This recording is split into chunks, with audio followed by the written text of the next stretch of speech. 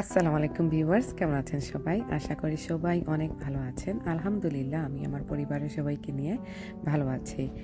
তো আমি আসলে অনেক দিন থেকে ইউটিউবে ব্লগগুলা দিচ্ছি না, আসলে ব্যস্ততার কারণে। তো আমার কাছে আসলে অনেকগুলা ব্লগ জমা হয়ে পড়েছে। তো এগুলা আসলে একটু একটু করে এখন আপলোড দিব চিন্তা করছি। তো এই ব্লগটা আসলে কুরবানি ঈদের ছিল।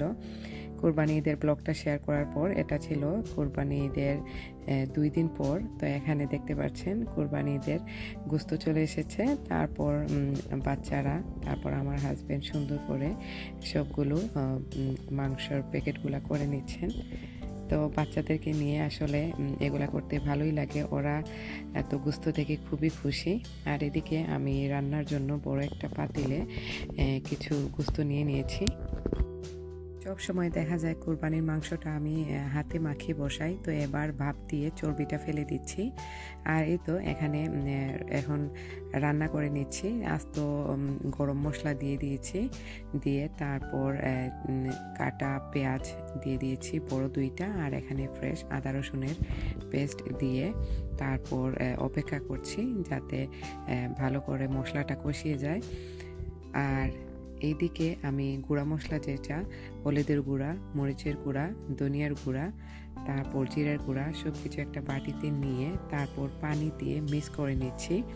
আর এখানে মাংসের পরিমাণটা হচ্ছে প্রায় 3-3.5 কেজির মতো।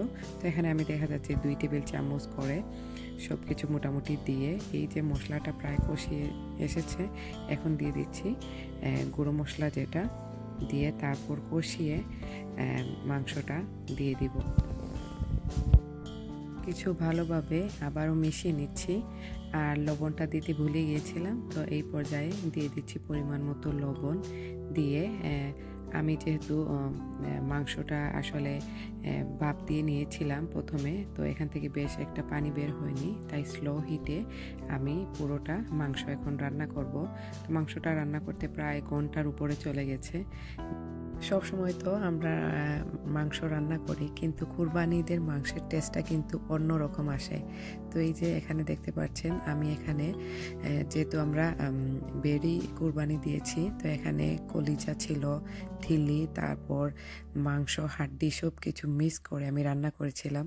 তো এই তরকারিটা আসলে এত মজার হয়েছিল, মাশাল্লাহ। তো এটা আমার পরিবারের সবাইকে নিয়ে খাবো, আর আশেপাশে যারা আছেন সবাইকে একটু একটু করে দিব। আর এই তো এতটুকুই ছিল আমার আজকের ব্লগ। আশা করি আপনাদের কাছে ভালো লেগেছে। আসসালামু আলাইকুম।